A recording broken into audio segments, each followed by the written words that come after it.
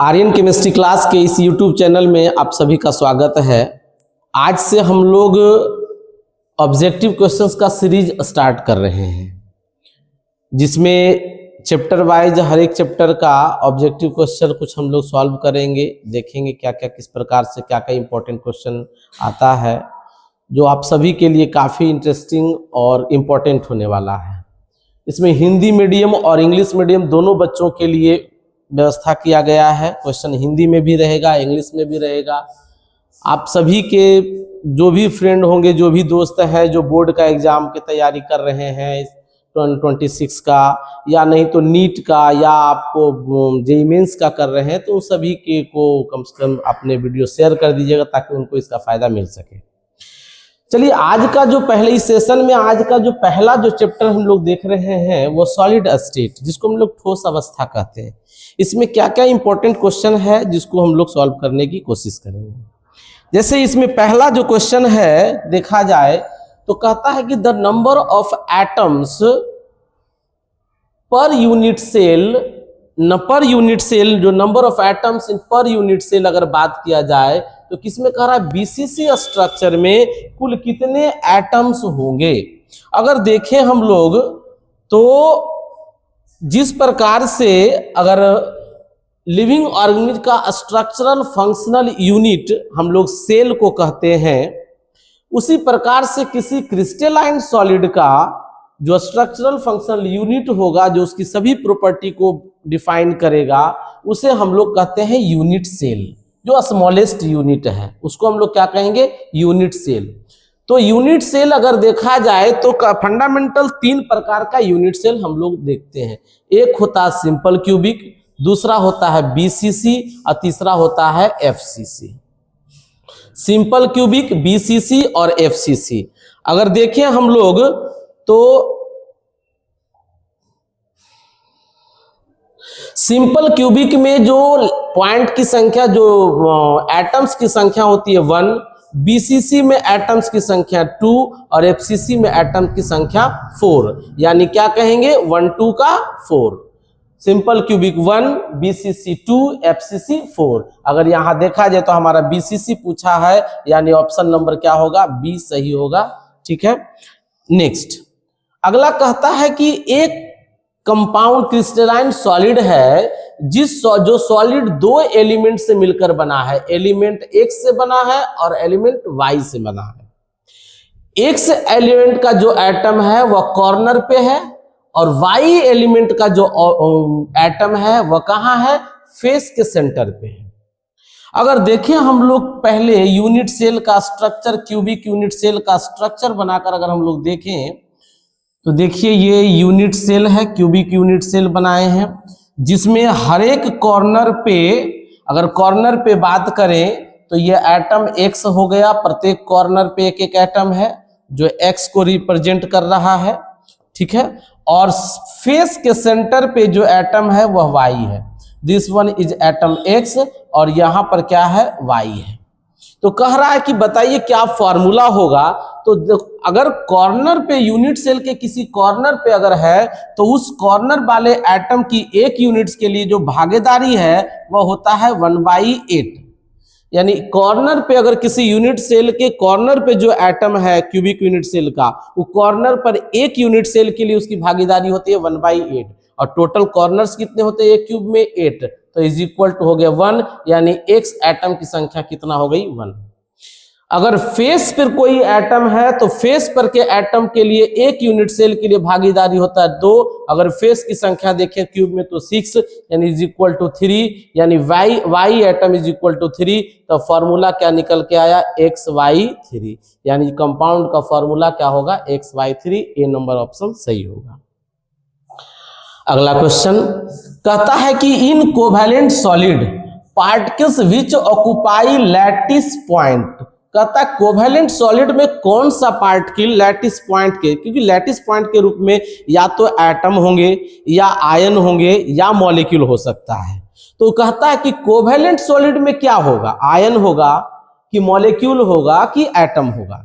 तो solid mainly हो सकता है, या तो सॉलिड होगा आयनिक क्रिस्टलाइन सॉलिड हो सकता है, नहीं तो कोवैलेंट सॉलिड हो सकता है, या नहीं तो मॉलिक्यूलर सॉलिड हो सकता है, या नहीं तो आपका मेटेलिक सॉलिड हो सकता है। अगर सॉलिड क्रिस्टलाइन सॉलिड अगर आयनिक है तो उसमें जो पार्टिकल्स होंगे, जो उसका पार्टिकल्स होंगे जो लैटिस पॉइंट का काम करेंगे, वो होंगे आयंस। आयंस का मतलब एनायन या कैटायन, इसमें जिसमें इलेक्ट्रोस्टैटिक फोर्स ऑफ अट्रैक्शन लगता है। अगर कोवैलेंट सॉलिड है तो इसमें होंगे लैटिस पॉइंट के रूप में क्या होंगे, एटम्स होंगे।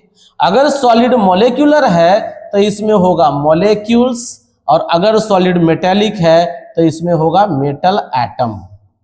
अगर इसमें हम फोर्स की बात करें तो आयनिक सॉलिड में इलेक्ट्रोस्टैटिक फोर्स लगेगा। कोवैलेंट सॉलिड की बात करें तो इसमें कोवैलेंट बॉन्ड का फॉर्मेशन होगा। मॉलिक्यूलर सॉलिड की बात करें तो weak van der Waals force लगेगा, और मेटेलिक सॉलिड की बात करें तो मेटेलिक बॉन्ड का फॉर्मेशन होगा। तो यहां पर हमसे पूछा है कि बताइए कोवैलेंट में क्या होगा, तो एटम, यानी ए नंबर ऑप्शन हमारा सही हो जाएगा। अगले क्वेश्चन पे देखते हैं। कहता कि when electron are trapped in crystal in anionic vacancy, एक प्रकार का मेटल एक्सेस डिफेक्ट का है एग्जांपल है, जिसमें एनायन अपने स्थान से हट जाता है और उस जगह को अपने लॉस हो जाता है एनायन का। वो जो जगह खाली हुआ, चूंकि न्यूट्रलिटी को मेंटेन करना, इलेक्ट्रिकल न्यूट्रलिटी रहे, यानी उदासीन रहे, उस पर कोई न्यूट्रल रहे वो, उसके लिए उस जगह पर इलेक्ट्रॉन इंट्रैप हो जाता है, जिसको हम लोग कहते हैं एफ सेंटर। नाम क्या देते हैं, एफ सेंटर। यानी 4 नंबर क्वेश्चन का आंसर क्या हो जाएगा, एफ सेंटर। अब अगला कहता है कि अगर पेंटावैलेंट इंप्यूरिटी को जर्मेनियम जो सेमीकंडक्टर है उसमें मिला दिया जाए तो किस प्रकार का सेमीकंडक्टर बनेगा। सेमीकंडक्टर 2 प्रकार का होता है, इंट्रिंसिक सेमीकंडक्टर और एक्सट्रिंसिक सेमीकंडक्टर। प्योर सेमीकंडक्टर को इंट्रिंसिक सेमीकंडक्टर कहते हैं, और इम्प्योर जिसमें इंप्यूरिटी मिलाया जाता है, जिस क्रिया को डोपिंग कहते हैं।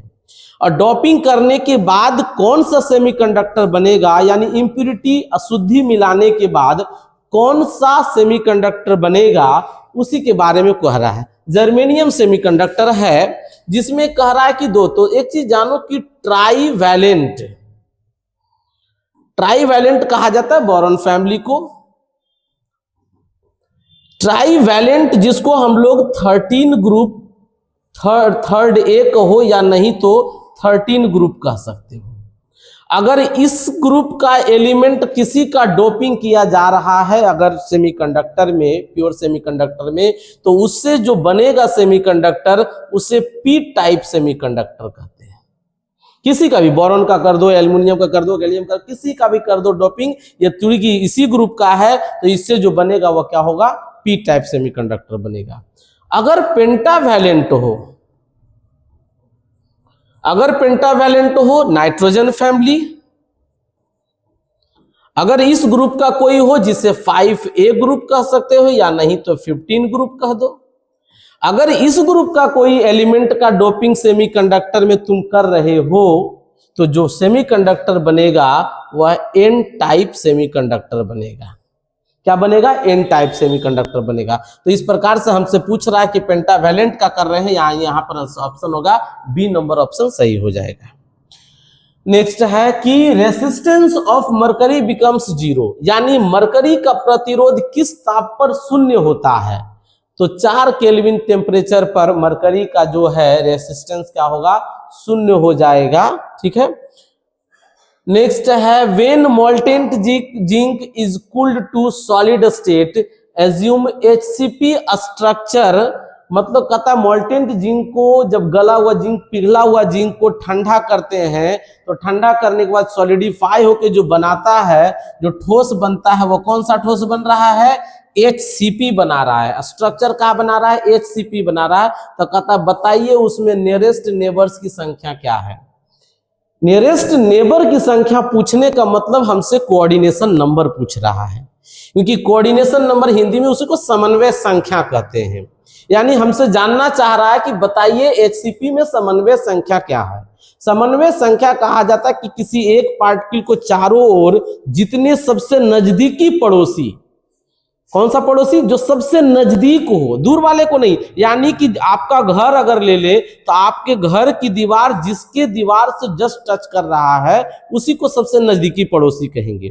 तो जानना चाह रहा है कि उस पार्टिकल का जो चारों ओर कितने पार्टिकल से घिरा हुआ है, यानी सबसे नजदीकी कौन पड़ोसी की संख्या क्या होती है, उसी को समन्वय संख्या या कोऑर्डिनेशन नंबर कहते हैं। तो यहां पर जान लो कि 3 का सिंपल क्यूबिक, FCC, BCC और FCC 3 यूनिट सेल है।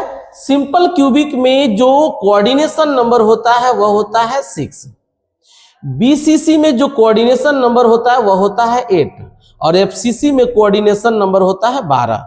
FCC में ही जो कोऑर्डिनेशन नंबर है वही CCP में होता है और वही HCP में होता है। तो हमसे पूछ रहा है कि बताइए कि कोऑर्डिनेशन नंबर कितना है, तो यहां पर हो जाएगा 12, यानी डी नंबर ऑप्शन क्या होगा, सही हो जाएगा। अगले अगर बात करें नेक्स्ट क्वेश्चन का कि पोटेशियम क्रिस्टलाइज इन BCC लैटिस, किसमें बन रहा है? BCC में पोटेशियम को क्रिस्टलाइज कर रहा है। कहता है हेंस कोऑर्डिनेशन नंबर क्या होगा। अभी थोड़ी देर पहले बता रहे थे पिछले क्वेश्चन में हम लोग कि सिंपल क्यूबिक में कोऑर्डिनेशन नंबर कितना बोले 6, BCC में कोऑर्डिनेशन नंबर कितना बोले 8 और FCC में कोऑर्डिनेशन नंबर कितना बोले 12। तो यहां हमसे पूछ रहा है क्या BCC है, तो हम लोग क्या ऑप्शन देंगे, यानी 8 हो जाएगा, जो कि सही हमारा होगा। नेक्स्ट है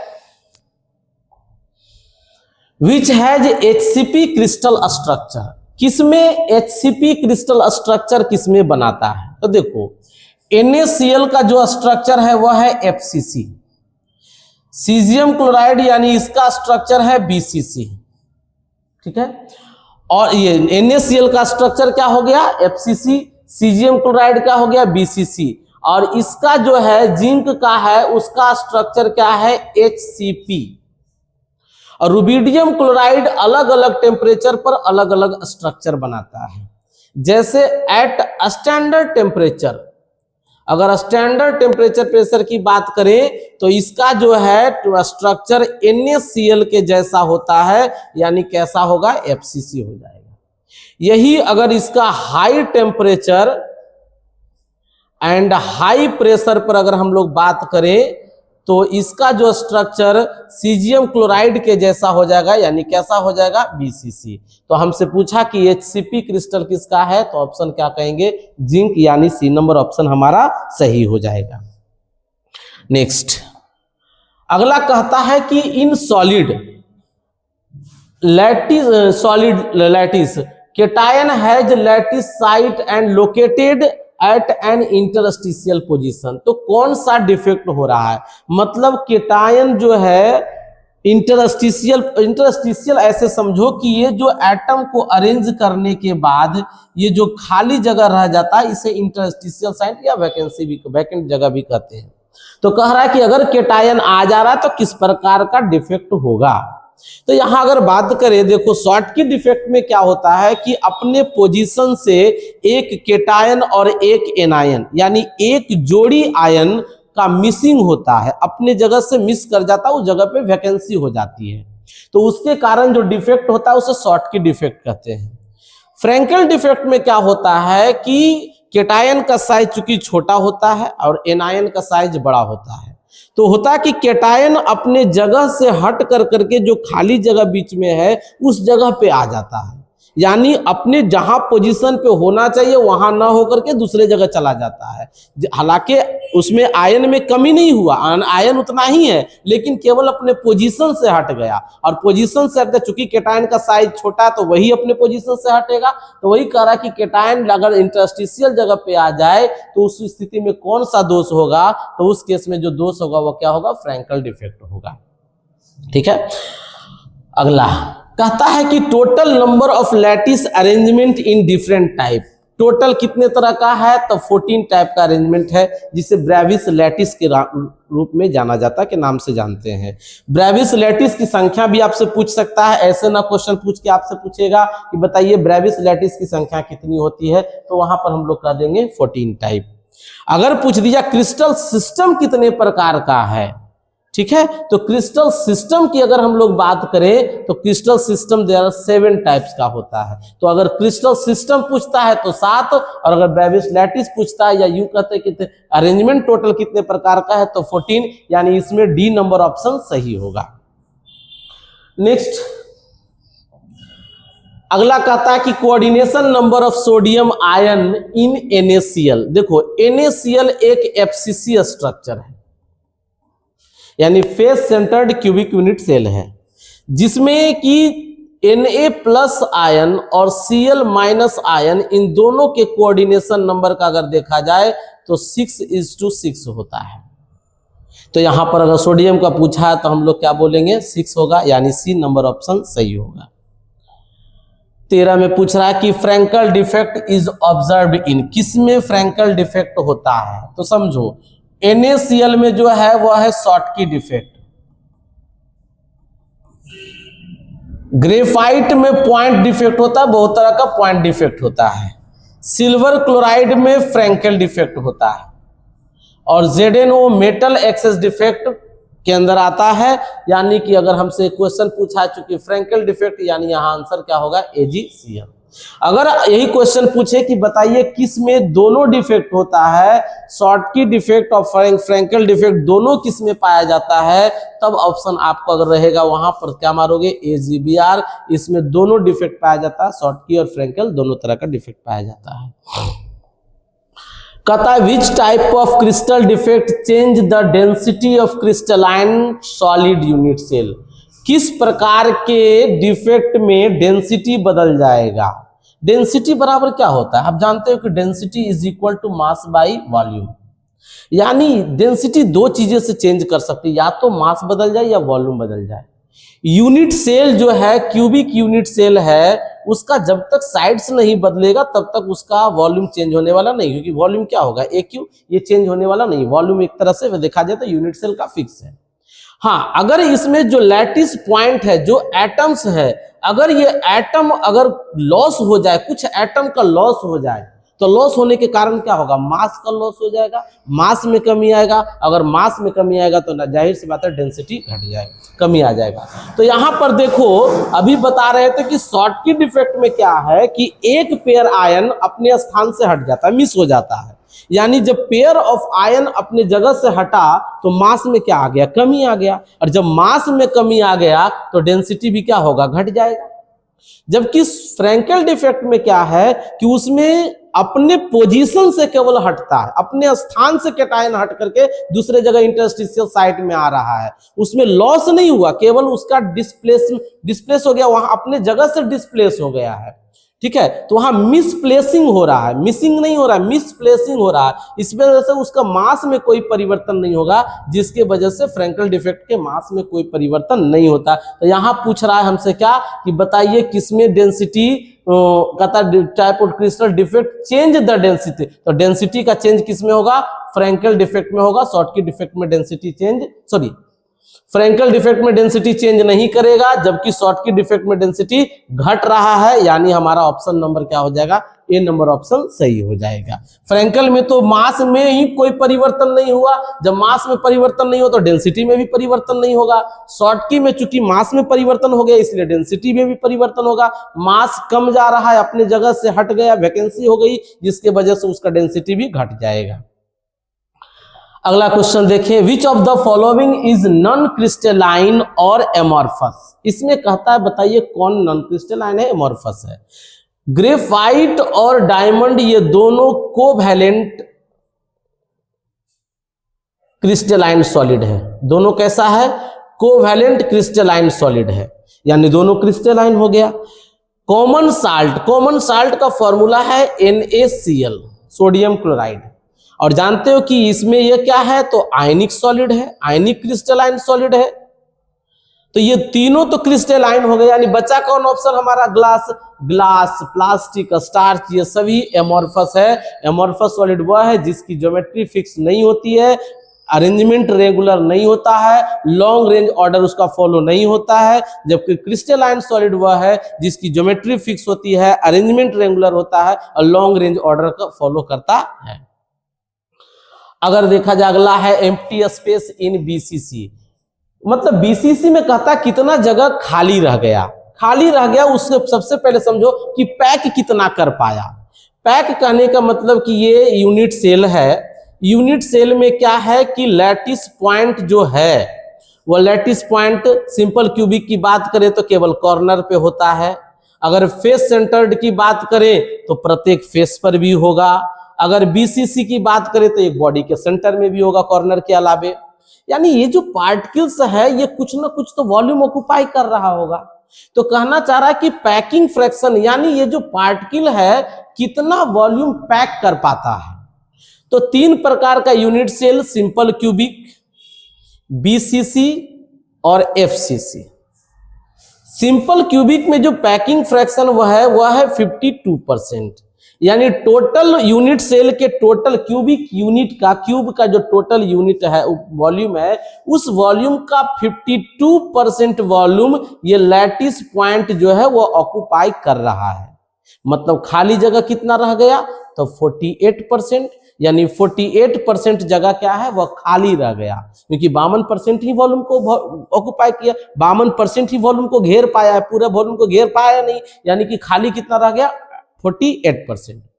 बीसीसी में क्या है 68% वॉल्यूम जो पार्टिकल है, जो लैटिस से जो पार्टिकल्स है वो ऑक्युपाई करता, घेर पाता है। कितना वॉल्यूम घेर पाया, मात्र 68% वॉल्यूम हुआ कब्जा कर पाया। तो भैया 68% जगह ही वो कब्जा कर सका, तो बाकी खाली जगह कितना रह गया, तो खाली जगह कितना रह गया 32%, यानी 32% बीसीसी में जगह क्या है खाली है। अब बाकी कौन किया है, तो जो लैटिस पार्टिकल एटम है, परमाणु है, वो क्या किया, घेर पाया है। एफसीसी है, एफसीसी में 74% जो है वह कब्जा कर सका, यानी कितना अतिक्रमण कर पाया, 74% वॉल्यूम को अतिक्रमण कर लिया, यानी उतना घेर लिया। तो बाकी जो बचा जगह कितना बचा, तो वह कितना बचा 26%, यानी 100 में 100 में घटाते जा रहे हैं तो 26% जगह है खाली रह गया। तो हमसे पूछा किसके बारे में है, बीसीसी के बारे में पूछा है, यानी यहाँ क्या होगा 32% सही होगा। अगला क्वेश्चन कहता which among the following exhibit anisotropy. देखो सॉलिड दो प्रकार का क्रिस्टलाइन सॉलिड है, एक है सॉलिड दो प्रकार क्रिस्टलाइन सॉलिड और amorphous solid. Crystalline solid anisotropy show करता है और एमॉर्फस सॉलिड आइसोट्रॉपी करता है। यहां हमसे पूछ रहा है कि बताइए एनाइसोट्रॉपी किसमें है, यानी कभी बोल रहे हैं कि क्रिस्टलाइन सॉलिड एनाइसोट्रॉपी है तो एनाइसोट्रॉपी क्रिस्टलाइन सॉलिड शो करता है, और एमॉर्फस सॉलिड है वह आइसोट्रॉपी शो करता है। तो यहां पर बात कर रहा है कि एनाइसो, तो देखें कि क्रिस्टलाइन कौन है, जो क्रिस्टलाइन होगा ऑलरेडी एनाइसोट्रॉपिक होगा। अगर देखें तो ग्लास, अभी ग्लास के बारे में देखे थे कैसा था, एमॉर्फस था। अगर वुड बेरियम क्लोराइड इसको देखें तो कैसा है, यह है क्रिस्टलाइन, क्योंकि आयनिक सॉलिड हो जाएगा। और हमसे पूछा यानी कि क्या हो जाएगा, B number option barium chloride हमारा सही आंसर हो जाएगा। अगला बात करें Fe, तो इसको हम लोग Fe3O4 इसको मैग्नेटाइट के नाम से जानते हैं। यह कहता है कि बताइए कैसा होता है, तो यह फेरोमैग्नेटिक होता है। कुछ चीजें आपको याद रखना पड़ेगा, ध्यान रखना पड़ेगा।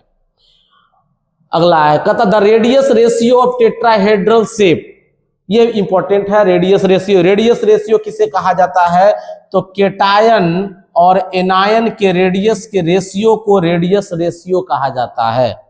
ये अलग अलग शेप के लिए अलग अलग रेडियस रेशियो होता है। जैसे अगर शेप रहा ट्राई एंगुलर प्लेनर, तो इसके लिए रेडियस रेशियो का मान है 0.155 से लेकर 0.225। अगर रह गया टेट्राहेड्रल स्ट्रक्चर, तो टेट्राहेड्रल के रेडियस रेशियो का मान है 0.225 से 0.414। रेशियो का मान क्या है, यानी हमारा 0.225 से 0.414, यानी बी नंबर ऑप्शन हमारा सही हो जाएगा। ठीक है। अगला कहता in calcium fluoride having fluoride structure the coordination number of calcium and fluoride ion कितना होगा। ठीक है, तो इसके लिए अगर हम लोग देखें तो यहाँ पर कैल्शियम +2 और F माइनस फ्लोराइड आयन, इन दोनों का रेडियस रेशियो, इन दोनों का जो कोऑर्डिनेशन नंबर होता है वह 8:4 होता है। यानी कैल्शियम 8 फ्लोरीन आयन से घिरा रहेगा, फ्लोरीन 4 कैल्शियम आयन से घिरा रहता है। यानी ऑप्शन नंबर हमारा हो जाएगा 8 और 4, क्योंकि पहले कैल्शियम है बाद में फ्लोराइड आयन है। नेक्स्ट है कि what colour is observed in ZnO। ZnO देखो जिंक ऑक्साइड, ZnO जो है नॉर्मल टेम्परेचर पर ये व्हाइट कलर का होता है, लेकिन जैसे ही इसको हीट करोगे यह येलो कलर देगा। कैसा कलर देगा? येलो कलर देगा। ठीक है, नॉर्मल टेम्परेचर पे व्हाइट होगा और हाई टेम्परेचर पे क्या होगा? हीट करने पर ये येलो कलर देता है। यानी ए नंबर ऑप्शन हमारा सही होगा। ठीक है, नेक्स्ट एफ सेंटर, अभी बता रहे थे थोड़ी देर पहले। एफ सेंटर के बारे में क्या है कि एफ सेंटर होता है कि अपने जगह से, ये मेटल एक्सेस डिफेक्ट का एग्जांपल है जिसमें एनायनिक वैकेंसी क्रिएट होती है। मतलब कि अपने जगह से कोई निगेटिव आयन, जिसको ऋण आयन कहते हैं, निगेटिव आयन अपने जगह से हट गया, तो उस जगह पर जो वैकेंसी हो गई, तो उस इलेक्ट्रिकल न्यूट्रलिटी को मेंटेन करना है, यानी उदासीन रखना, उस पर कोई चार्ज ना डेवलप हो जाए, उसके लिए इलेक्ट्रॉन उस जगह पे इंट्रैप हो जाता है, उस जगह पे इलेक्ट्रॉन बंध जाता है। उसी सेंटर का नाम है एफ सेंटर। तो वहां पर सिंगल इलेक्ट्रॉन आता है। तो यहाँ कह रहा है कि एनायनिक वैकेंसी यानी निगेटिव आयन का जो जाने से जो खाली जगह बना, उस जगह पर जो अगर है तो कौन सा एनायनिक वैकेंसी है, तो एनायनिक वैकेंसी की जगह पर अनपेयर्ड इलेक्ट्रॉन आएगा, क्योंकि सिंगल इलेक्ट्रॉन आता है। यहां देखो वही चीज दिया, लेकिन यहां क्या किया है? पेयर्ड इलेक्ट्रॉन बोल रहा है, जो कि नहीं होगा। कैसा होगा? अनपेयर्ड इलेक्ट्रॉन आएगा। यानी एफ सेंटर के लिए ए नंबर, हमारा ए नंबर ऑप्शन सही होगा। अगला देखा जाए तो कहता है if A is the side length of side of cube, the distance between the body centre atom and corner. देखो क्या है, अगर बॉडी सेंटर हम बीसीसी स्ट्रक्चर ड्रॉ करें तो ये बीसीसी स्ट्रक्चर है। बीसीसी में पार्टिकल कहाँ होंगे? आप लोग पढ़े हैं कि बीसीसी में पार्टिकल कहाँ कहाँ होते हैं। तो हर एक कॉर्नर पे एटम्स होते हैं। कॉर्नर पे तो हर एक यूनिट सेल में होगा ही होगा, बिना कॉर्नर का तो क्यों बनेगा नहीं। तो हर एक कॉर्नर पे है। ठीक है, ये हर कॉर्नर पे पार्टिकल है। अब बीसीसी में एक पार्टिकल कहाँ होता है? बीच में होता है। तो अगर देखा जाए, अगर इस पॉइंट से लेकर इस पॉइंट की अगर हम लोग दूरी देखें, अगर साइड लेंथ ए है तो ये डायगोनली अगर इसको देखा जाए तो इसकी दूरी डिस्टेंस होगा a√3। क्या होगा? a√3। एक पार्टिकल इस कॉर्नर पे है, मतलब इस कॉर्नर पे एक पार्टिकल बीच में है, एक पार्टिकल इस कॉर्नर पे है। तो पूछ रहा है कि बताइए जो सेंटर में है और इसकी दूरी क्या होगी। यानी दो पार्टिकल के बीच ये दूरी, देखो ये दूरी क्या है, इसको जानना है हमको। तो अगर ये देखा जाए तो इसका सर्कल का इसका रेडियस r है, ये चूंकि डायमीटर है इसके लिए जो है ये पार्ट के लिए क्या हो गया? डायमीटर 2r हो गया। अगर इसको क्लियर हम लोग पिक्चर बना करके देखें, जरा सा इसको क्लियर हम लोग करना चाहेंगे।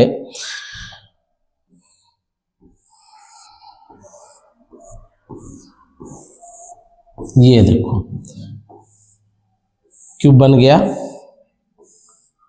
बीसीसी की बात कर रहे हैं, मतलब हर एक कॉर्नर पे एक पार्टिकल होगा। एक पार्टिकल इस कॉर्नर पे दे देते हैं। एक बॉडी के सेंटर, हर कॉर्नर पे उसी प्रकार होगा। दो ही कॉर्नर को दिखा रहे हैं। एक पार्टिकल कहाँ होगा? बॉडी के सेंटर पे होगा, क्योंकि बीसीसी हम लोग बात कर रहे हैं। तो यहां पर अगर देखा जाए तो इसके लिए ये जो दूरी है, ये तो इस पार्टिकल के लिए रेडियस r हो गया। अगर इसके लिए ये बात करें तो ये इसके लिए,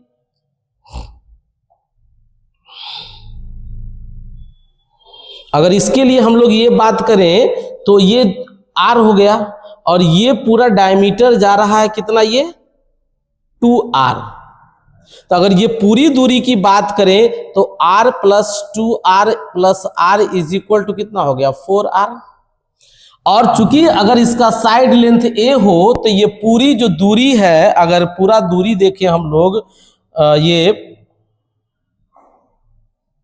अगर ये पूरा यहां से यहां तक का ये दूरी देखें तो ये पूरा क्या होगा, अगर साइड लेंथ ए हो तो हो जाएगा a√3, यानी हम लोग कह सकते हैं 4r is equal to a√3। ठीक है, लेकिन हमसे जानना चाह रहा है कि दो एटम के बीच की, यानी हमसे बात हम लोगों से कहना पूछना चाह रहा है कि बताइए दो एटम के बीच, तो दो एटम तो यही दूरी हो गया, यानी ये दूरी हमको पता करना है, यानी इसकी आधी दूरी, ये पूरी दूरी कितना है a√3 है, आधी दूरी कितना होगा, तो अगर इसको हम 2 से डिवाइड कर दें तो यानी हो जाएगा a√3 डिवाइडेड बाई 2, यानी हमारा ऑप्शन सी नंबर सही हो जाएगा। ठीक है, अगला कहता है कि नंबर ऑफ यूनिट सेल इन इतना ग्राम NaCl, इतने ग्राम NaCl में, तो सबसे पहले समझो कि NaCl कैसा स्ट्रक्चर बना रहा है, FCC बना रहा है, और FCC में एटम्स की संख्या कितना होता है 4, अभी बता पढ़े तो शुरू में सबसे पहला क्वेश्चन वही था, 1 2 का 4, सिंपल क्यूबिक में 1, BCC में 2, FCC में 4। ठीक है, तो यहाँ पर हमारा FCC है NaCl, तो क्या होगा 4 एटम हो गया। अब कह रहा इतने, तो पहले पता कर ले कि इतना ग्राम में एटम्स कितने पार्टिकल्स होंगे, तो तुम जानते हो कि एवोगाड्रो नंबर 6.022 इंटू 10⁻23 अगर पार्टिकल्स हैं, तो इसका particle is equal to molar mass. अगर देखा जाए तो NaCl का अगर मोलर मास निकालोगे, सोडियम का 23, क्लोरीन का 35.5, यानी कितना आएगा 58.5, और वही मास दिया है यानी 58.5, यानी इतना ग्राम में पार्टिकल्स की संख्या कितना है, इतना ही हमसे पूछा ही है, 58.5 का ही पूछा है, यानी 58.5 में NaCl की पार्टिकल्स की संख्या कितना है, इतना है। तो NaCl का जो है FCC में 4 है, तो पूछ रहा है एक यूनिट सेल में 4 एटम लग रहे हैं, मिल रहा है, तो इसमें कितना, तो कुछ नहीं, इसको करना 4 से इसको डिवाइड कर देना, 4 से डिवाइड करने के बाद जो आएगा वही आंसर होगा, यानी करीब करीब हो जाएगा 1.5 इंटू 10⁻23, क्योंकि एक FCC यूनिट सेल के लिए 4 को चाहिए, तो यूनिटी मेथड भी लगा सकते हो कि एक 4 से 1 बन रहा है तो इतना से कितना बनेगा, वहां से भी जा सकते हो, यानी कितना हो जाएगा 1.5 इंटू 10⁻23, यही हो जाएगा यूनिट सेल का हमको संख्या। अगला कहता है कि R प्लस R माइनस, अगर देखा जाए तो R प्लस R माइनस कह रहा है कि उसका, यानी देखा जाए तो वह रेडियस रेशियो है, अगर रेडियस रेशियो का मान कह रहा है सीजियम क्लोराइड में इतना है, तो कहता है बताइए कि वह कैसा स्ट्रक्चर, ऐसे देखो सीजियम क्लोराइड तुम जानते हो कि वह कैसा है, BCC स्ट्रक्चर होता है, तुम ऐसे भी याद रख सकते हो, लेकिन रेडियस रेशियो की बात से भी करें तो अभी थोड़ी देर पहले कह रहे थे कि BCC में रेडियस रेशियो का मान 0.732 से 1 तक होता है, तो देखो अगर ये वैल्यू देखो 0.93 इसी के बीच में आ रहा है, यानी स्ट्रक्चर कैसा हो जाएगा, BCC हो जाएगा, डी नंबर ऑप्शन सही होगा। उसके बाद 26 नंबर क्वेश्चन कहता है कि at room temperature in FCC BCC structure है, कहता है सोडियम मेटल में, तो पूछ रहा है बताइए उसका साइड लेंथ इतना एंगस्ट्रम है, तो रेडियस ऑफ सोडियम एटम कितना होगा। अगर साइड लेंथ दे दिया है, यानी साइड लेंथ क्यूब का A इज इक्वल टू कितना दिया 4.29 एंगस्ट्रम दे दिया, BCC स्ट्रक्चर है, अभी थोड़ी देर पहले हम लोग देखे थे कि 4R is equal to a√3 था, यानी रेडियस की बात करें तो कितना होगा a√3 डिवाइडेड बाई 4, A का मान हमको साइड लेंथ दिया कितना 4.29 डिवाइडेड बाई R का वैल्यू, तो बाई कितना हो जाएगा 4, और √3 का मान क्या होगा 1.732, अगर इसको देखोगे तो करीब करीब आएगा 1.07 के लगभग जाएगा। ठीक है, 1.07 डिवाइड करने के बाद आएगा, और उसमें मल्टीप्लाई कितना कर दोगे 1.732, यानी करीब करीब आ जाएगा 1.85 एंगस्ट्रॉम, डिवाइड करके देख लेना घर में, तो ये सी नंबर ऑप्शन हमारा सही हो जाएगा। अब है क्या कि अगला क्वेश्चन कह रहा है कि एक कंपाउंड है, बड़ा इंपॉर्टेंट क्वेश्चन है, इस तरह का क्वेश्चन आपको जेईई मेंस और नीट में ज्यादातर पूछे जाते हैं। ठीक है, अगर बोर्ड में थोड़ा कम पूछता है, लेकिन नीट और जेईई मेंस में ज्यादा इस तरह का क्वेश्चन पूछता है। कहता है क्या कि एक एटम, एक कंपाउंड है जिसमें Y एटम CCP बना रहा है, क्या बना रहा है CCP बना रहा है, क्यूबिकल क्लोज पैकिंग, और जो X एटम है वो जो टेट्राहेड्रल वॉइड्स मतलब बताए थे इंटरस्टिशियल जो खाली जगह है, वॉइड्स का मात्र 2/3 जगह ऑक्युपाई कर रहा है। ठीक है, तो कहता बताइए फॉर्मूला क्या है। तो सबसे पहले मान लेंगे कि if number of atoms in CCP, हमको पता नहीं है क्या होता है, थोड़ी देर के लिए मान लो नहीं पता है, तो इज इक्वल टू क्या मान लो n, यानी सीसीपी में एटम की संख्या कितना है n। Number of tetrahedral bond होता है इज इक्वल टू, फॉर्मूला होता है 2 into number of particles, number of particles. अगर यही बात करेंगे ऑक्टाहेड्रल वॉइड का तो हो जाएगा number of octahedral void is equal to number of particles. ठीक है, लेकिन यहां पर टेट्राहेड्रल वॉइड कह रहा है तो number of tetrahedral void is equal to 2 into number of particles, यानी कितना होगा 2, और पार्टिकल्स की संख्या हमने कितना माना n, यानी हो जाएगा number of tetrahedral void is equal to 2n। अब अगर हम लोग को, तो ये तो निकल गया फॉर्मूला, अब हम लोग को निकालना है कि नंबर ऑफ वाई एटम कितना होगा।